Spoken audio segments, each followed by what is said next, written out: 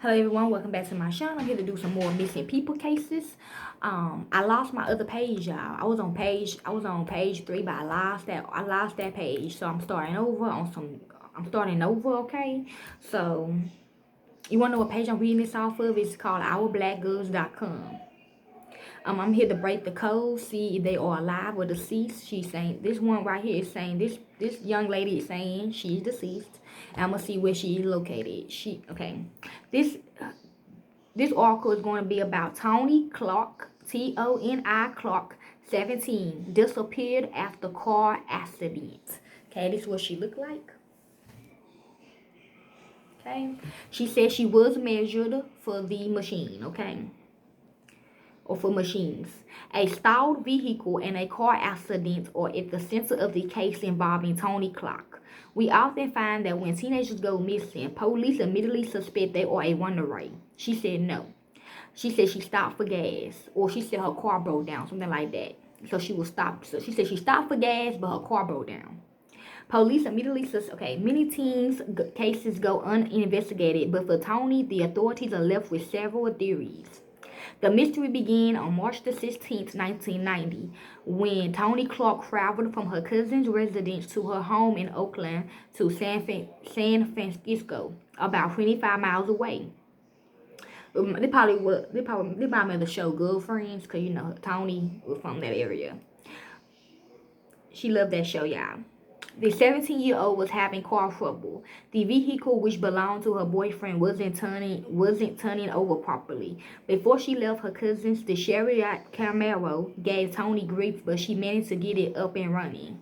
However, when she came to the Bay Bridge, the vehicle once again stalled. She felt like somebody did it. She said somebody did it, okay? I believe her. Quickly, things turned dangerous when another car hit the Camaro just ahead of midnight. She said, see? The Charlie Project reported it only took 6 minutes for police to arrive at the accident scene. Yet, Toni Clark was missing, and there was little evidence to point to her location. Yes, she said when the car hit her car, she went through the windshield, which is a mirror, by the way, and that's how she met up with Gina and the KKK and everybody else, okay? This is another picture of her. Okay. What happened to Toni Clark? The first order of business for investigators was to determine whether or not Toni accidentally fell into the water. Search and rescue instantly led to the waters below. The Coast Guard became involved and they helped drag the babe, but Toni Clark was not found. Upon inspection, the camera showed no signs of blood or hair. Moreover, she's saying she don't got no blood, she ain't got no hair on her. Moreover, the teen was known to wear a gold bracelet that she never went without. She said it was sold.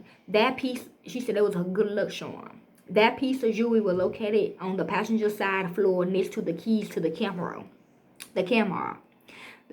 car.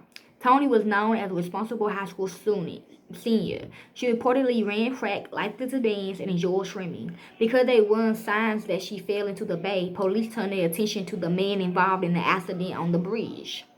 The investigation to the man who hit Toni Clark's vehicle is unclear, but prosecutors believe they had enough evidence to try him for vehicular manslaughter. However, nothing showed that Toni was deceased, and later the man was acquitted of all charges.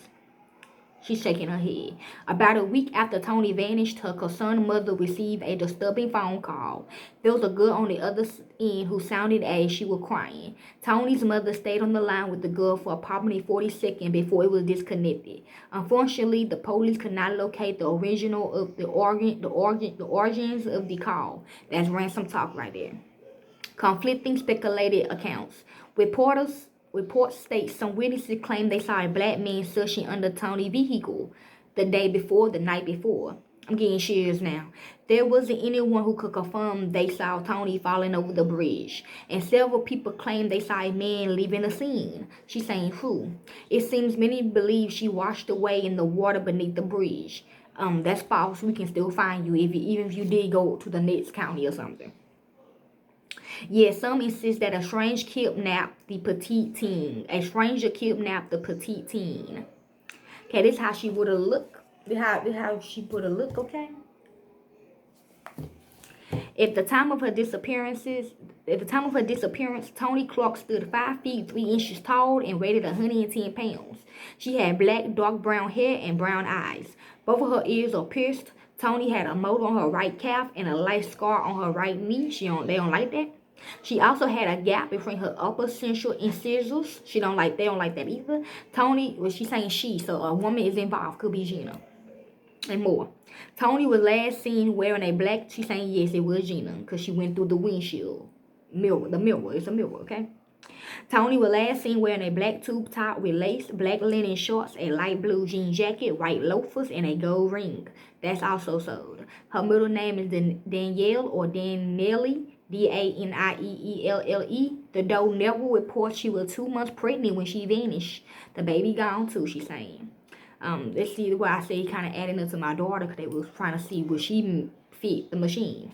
Anyone with information about this case is urged to contact the San Bernardino Police Department at 650-616-7100. The agency case number is 90031715.